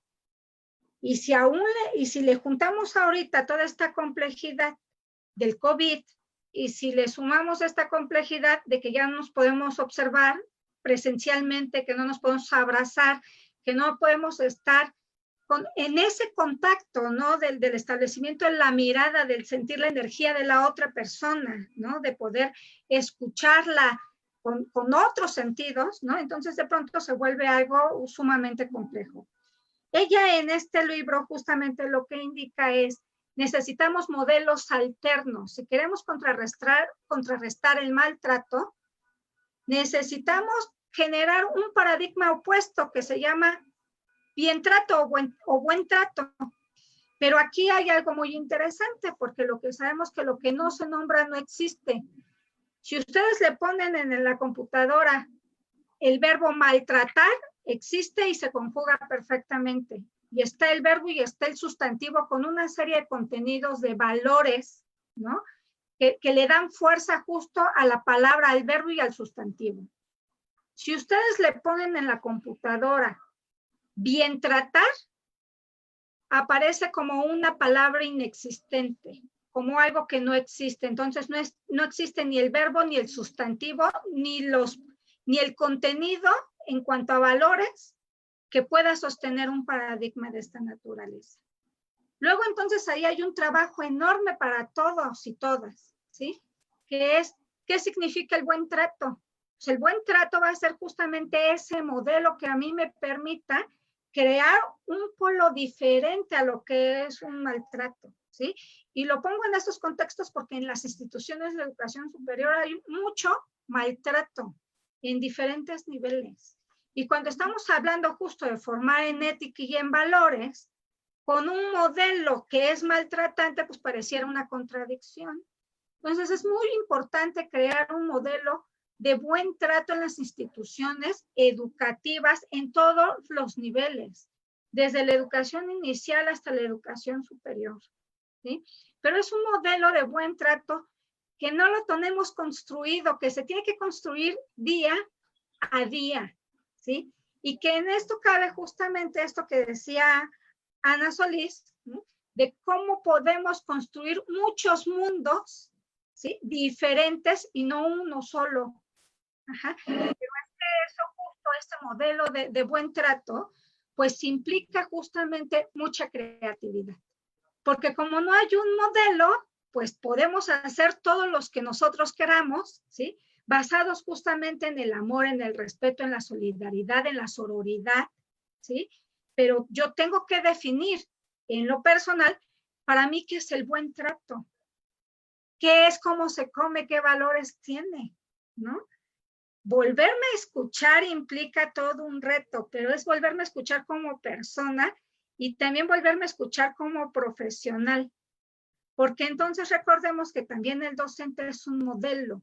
Y hablamos aquí también del currículum oculto, aquello que el docente enseña en sus aulas y que no viene plasmado en un contenido, pero que yo lo voy haciendo día a día porque yo soy modelo. Yo soy modelo dentro de mi aula, ¿no? Y entonces yo pienso que si yo quiero volver a educar en ciertos valores, en rescatar ciertas éticas, etcétera, pues primero es cuestionarme qué tipo de valores tengo yo, ¿no? Hacia también con mis estudiantes, con mis alumnos, qué es lo que me interesa en ellos, terminar todo el programa de estudios o que esto que yo les estoy modelando les sirva también y que lo puedan poner en un contexto para que le vean justamente esa utilidad, pero para ellos y su contexto inmediato, ¿no? Y cómo también yo puedo hacer para que esos estudiantes puedan ir rescatando ese conocimiento que se gesta en la misma comunidad, en la misma sociedad, y cómo me lo llevo también al aula. Y cómo vamos respondiendo también a esas necesidades que hay allá afuera y que de pronto las instituciones de educación superior no son capaces de responder a ese contexto inmediato, ¿sí? El año pasado estábamos con todos estos foros sobre la educación superior, sobre la educación en todos los sentidos que hubieron en diferentes lugares. Mencionaba un docente, ¿no? Dice, yo estoy altamente preocupado, dice, porque en mi comunidad se va a cerrar una institución de educación superior.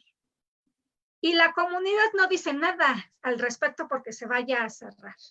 Y eso habla de la enorme desvinculación que tiene esa institución en esa comunidad. Porque cuando las instituciones responden a esas necesidades comunitarias, la comunidad sería la primera persona, el primer ente que se opondría a eso, ¿no? Y entonces esa desvinculación lo podemos ver desde diferentes sentidos, en diferentes estructuras. Me parece que es muy importante cuando yo menciono, ¿no? Pues cómo rescatamos justamente este sentido humano de la educación, ¿no? Cómo volvemos a voltear a ver a las otras personas como eso, como personas y no solamente como un número de lista, o no solamente por la cantidad de producciones, ¿no?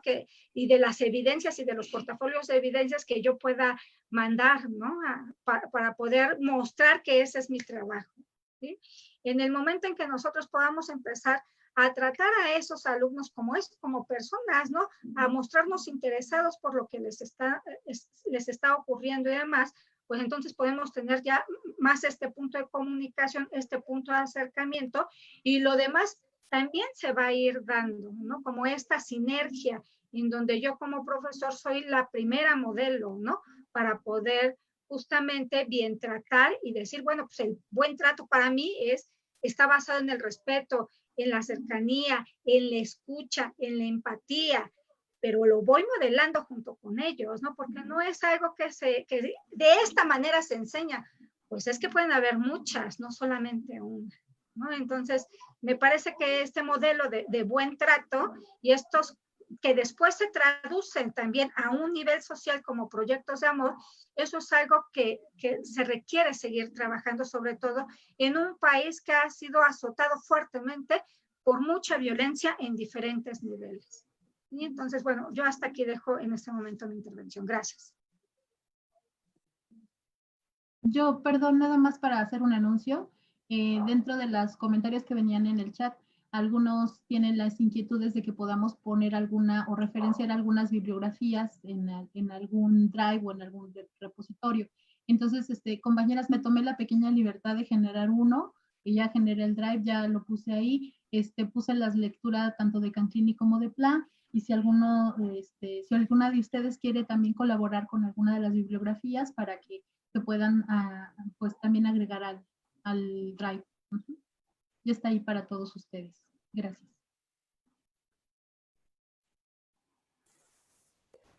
Yo veo en el, no sé si podamos tomar otra vez la palabra. ¿Sí? Adelante. Perdón, la moderada.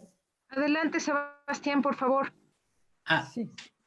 Muy bien, perfecto. Bueno, también hay ciertos comentarios que no me gustaría que queden rezagados para seguir con el conversatorio y poder platicar más acerca de esto. Tenemos un comentario de Vanessa Merino. En esta crisis vemos el uso de medios que han sido reemplazados como la radio o la televisión como medios de información tradicionales, los cuales se utilizan como herramientas educativas.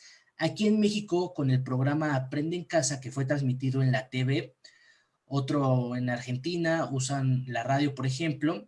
Algo que se me hizo muy empático e importante, que lo primero que se transmite son audios los que tienen acceso, donde dicen cómo la pasan en la pandemia. De esta manera se promueve el compañerismo y la colectividad. Es un comentario de Vanessa Merino. Y tenemos un par de preguntas también de María Elena Junco Rey. Dice: maestra Angelina, comparto con usted la desigualdad social mostrada, ya que en mi caso tuve estudiantes que quedaron fuera por falta de recursos tecnológicos e económicos, que incluso fue un detonante de situaciones de intolerancia, agresividad familiar, que desde este lugar, cómo integrar, cómo evaluar. Tristemente, la preocupación se instaló más en el cumplimiento que en la persona de estudiantes y docentes. ¿Qué propuestas se pueden ofrecer? Sería otro comentario. Y el de Reinaldo Telles: considero importante tomar en consideración la salud mental de los estudiantes. Mi pregunta sería: ¿cómo enseñamos a los estudiantes en situaciones de suma incertidumbre? Me sumo a lo que dijo la doctora Teresita. ¿Qué conocimientos debemos de priorizar, o mejor dicho, apreciar más frente a situaciones de alto riesgo e incertidumbre? Igual en la misma línea, la maestra Rosa Merlin pues nos pregunta qué estrategias debemos implementar como docentes, más allá del cumplimiento del programa, para asegurar que los estudiantes aprendan, y qué parámetros o técnicas recomiendan para evaluar y cómo hacerlo en este contexto de pandemia. Igual me adelanto también para hacerles llegar las felicitaciones de María Teresa, de Margarita Casados, felicidades y gracias por la ponencia, de Cristina Camacho, excelente conversatorio, Mario Zaragoza, excelente conversación, enhorabuena y gracias a las ponentes. Adelante. Adelante, profesora Ana. Bueno, a mí me gustaría compartir un poco la respuesta, es con relación a las estrategias.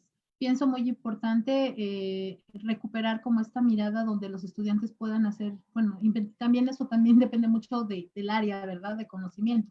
Pero, por ejemplo, en el área de ciencias sociales, ¿no?, se pueden hacer muchas diferentes estrategias para poder trabajar como con proyectos ya específicos donde los estudiantes puedan, desde diferentes referentes y lugares, empezar a dar como soluciones. Inclusive yo me atrevería, inclusive hasta a través de ciertas líneas teóricas, que ellos fueran como buscando respuestas para esto que está sucediendo, ¿no? O sea, sí, como ya ir trayendo los elementos que están aconteciendo en este momento, que a la luz de la teoría que también ya hay generada al respecto, y que ellos sí puedan empezar a hacer estos proyectos, estas formas, a lo mejor proyectos muy pequeñitos en su colonia, en su contexto, pero sí como buscando soluciones verdaderas y claras para ellos.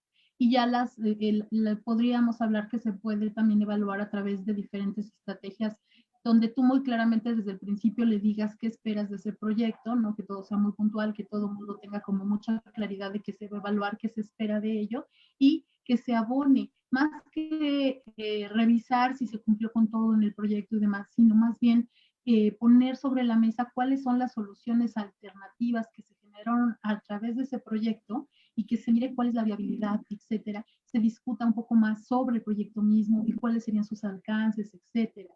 Eso me parece que es lo ideal en este momento.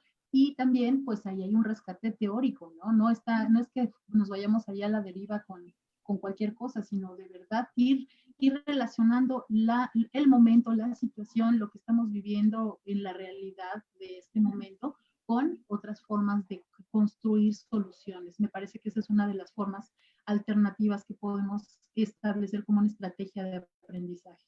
Gracias. Y al contrario, muchas gracias a ustedes y felicidades a las componentes también. Adelante, maestra Teresita.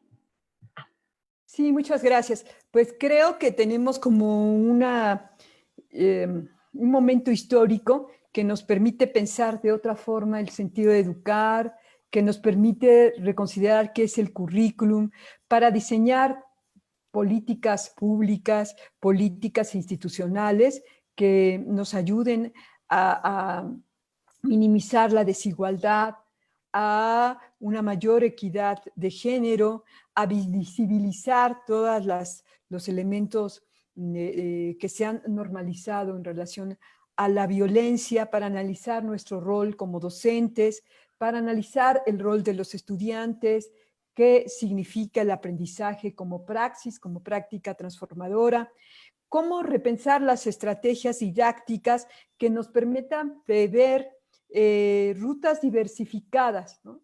Creo que lo esencial es la flexibilidad curricular, rutas diversificadas que promuevan el acto de aprender, que nos lleven a dudar de aquello que parecía inamovible, que nos lleve a romper esa visión dogmática, que nos lleve a la creación de utopías en beneficio de las mayorías. Y en relación a la evaluación y a lo que aquí también preguntaba alguien de cómo buscar la colectividad en esta situación en la que vamos a estar tan separados.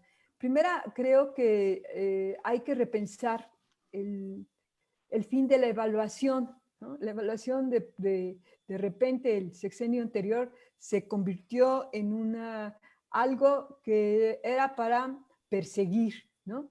Si ustedes estamos en ciencias políticas, entonces, bueno, pues han conocido muy bien a Foucault, ¿no? La evaluación como un elemento de ejercicio del poder, ¿no? Entonces, la evaluación no es eso. La evaluación es un elemento de retroalimentación y de acompañamiento. Creo que eso es fundamental. A mí me gusta mucho un pedagogo español, Miguel Santos Guerra, que tiene un artículo muy esclarecedor que se llama "Dime cómo evalúas y te diré qué tipo de persona eres", ¿no? Entonces, ahí incluso dice, hay docentes que hasta les gusta reprobar, ¿no? Es como si un médico dijera, a mí ya se me murieron 100 pacientes. Hay médicos que dicen, hay docentes pues que dicen, conmigo yo no soy barco, conmigo se alinean o se alinean, ¿no? Entonces, en este artículo que ojalá busquen, después lo pondré en el archivo que abrió Ana, creo que es importante. ¿Cuál es el fin último de la educación? ¿Cuál es el fin último de la evaluación?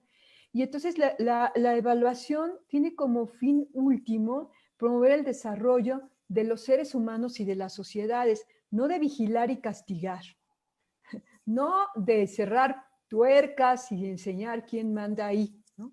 Entonces, ¿cómo evaluar en estos términos de pandemia? Yo les voy a hablar de mi experiencia cuando de repente, yo soy maestra de asignatura en la pedagógica, y entonces nuestra actual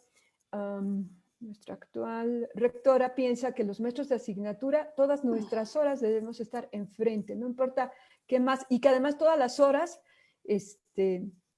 tiene que ser dando clases, ¿no? Y entonces, pues, ¿a qué hora retroalimentas, no? De repente, cuando en esta situación de pandemia me tocan 125 alumnas, lo primero que hice fue desmayarme, porque ¿qué voy a hacer, no? Pero lo que tenemos que hacer es plantear estrategias novedosas que nos lleven a poner el énfasis en lo que es, ¿no? ¿Cómo evaluar? Pues evaluar en función de cómo avanzó cada uno de los estudiantes, y eso implica competencias docentes bien diversas, de reconocimiento de quiénes son y qué buscan, no de qué busca la institución, porque generalmente la institución educativa como subsidiaria de un proyecto moderno nació con el fin de homogenizar, la antítesis de lo que es el mundo. El mundo es diversidad. Y la escuela nació con ese fin de homogeneizar. Y aún quien dice que está en el enfoque de interculturalidad, que es un enfoque abierto a la diversidad, frecuentemente lo que quiere es pues que todos homogeneicen su pensamiento, hagan los índices de las cosas de una manera determinada, piensen como yo pienso. Algunas de las cosas que los alumnos aprendemos en nuestro trayecto escolar es, bueno, pues si a este maestro le gusta que le bailo, si a este le gusta que le chifle, ¿no? Como a responder a lo que el otro espera. Y entonces pienso que esta coyuntura nos da oportunidad de ser más respetuosos con nosotros mismos como docentes, con los estudiantes, y pues preservar esa condición ética de la búsqueda de la felicidad y de la búsqueda de que cada quien transite por un trayecto flexible que le permita encontrar sus respuestas, ¿no? esa pedagogía de la pregunta, esa pedagogía de la esperanza de Paulo Freire, esa pedagogía de la transformación social para sembrar nuevas formas de ser y de qué hacer en el mundo, ¿no? Eso creo que es esencial. ¿Y cómo fortalecer la colectividad cuando si de por sí en esta sociedad neoliberal, retomando a un pedagogo argentino que es Carlos Escliar, tiene un artículo que dice: si el otro no estuviera aquí, en estas sociedades neoliberales, el otro, el diferente, le tenemos miedo, ¿no? Y todos somos diferentes, así que somos bastante desconfiados los unos en los otros. Y hoy no solamente, y él dice, el otro como fuente de todo mal. Y hoy no solamente es algo que se asume, sino que finalmente, pues ahora, por ejemplo, en el que tuvimos que salir corriendo del departamento, cuando estábamos abajo y estábamos asustados porque pues a mí se me olvidó el cubreboca y pues ni acercarse porque el otro es fuente de contagio, el otro es riesgo, ¿no? Hoy es abierto por la situación que estamos viviendo, por la contingencia sanitaria, pero no es una situación nueva. Desde hace mucho en el capitalismo, en esta visión de mundo, nos enseñan que primero busquemos en nosotros mismos y que del otro tengamos siempre resquemores, ¿no?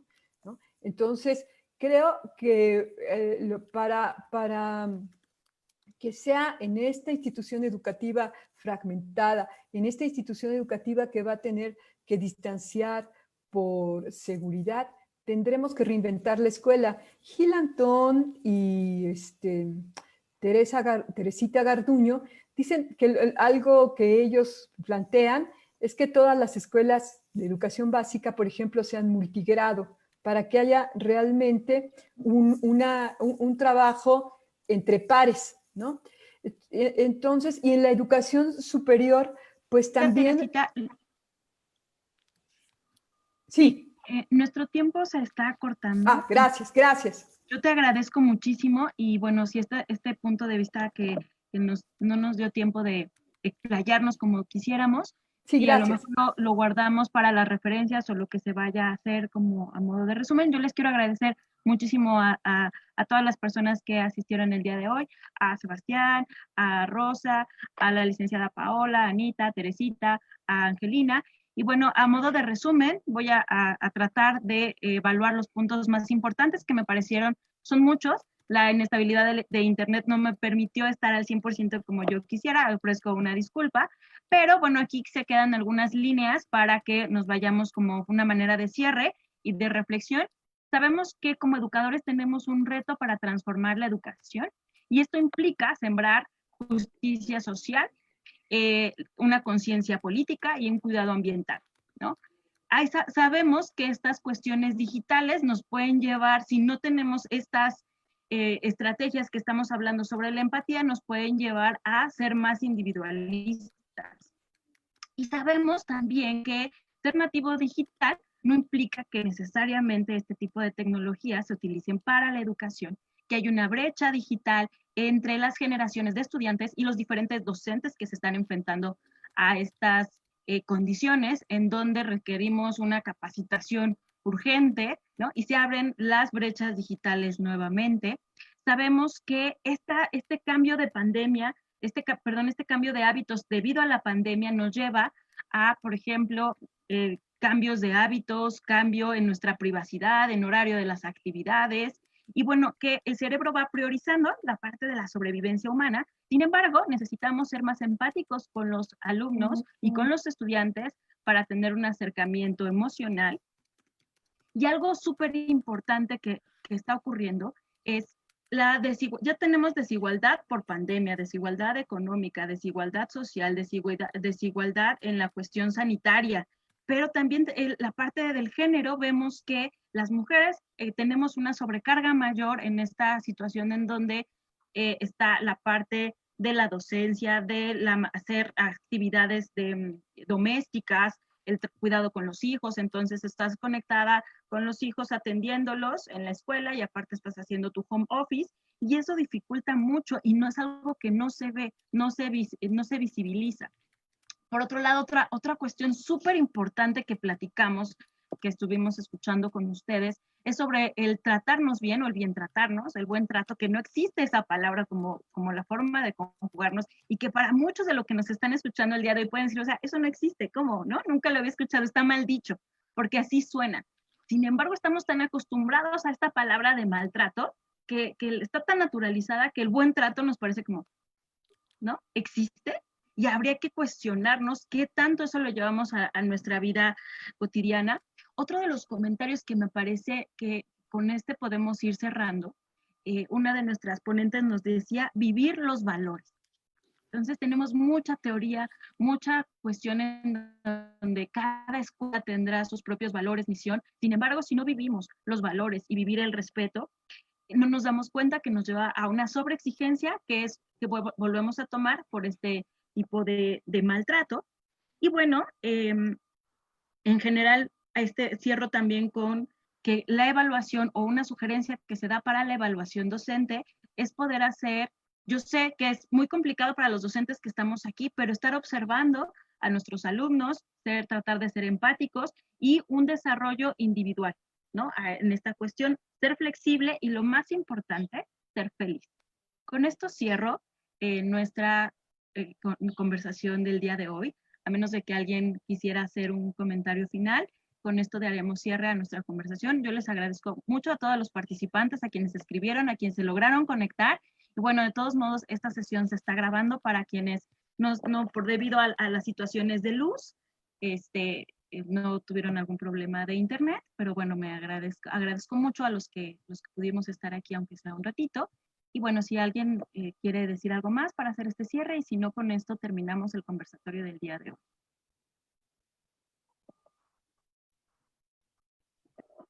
Muchas gracias. Por la invitación. Muchísimas gracias. Gracias a nuestras ponentes y a los asistentes. Muchas gracias por la invitación. A ustedes. Muchísimas gracias a todos y a todas. Que tengan una linda tarde y esperemos que no haya réplicas y que estén todos bien en sus hogares. Que todos estén muy bien. Cuídense, hasta luego. Hasta luego. Bye.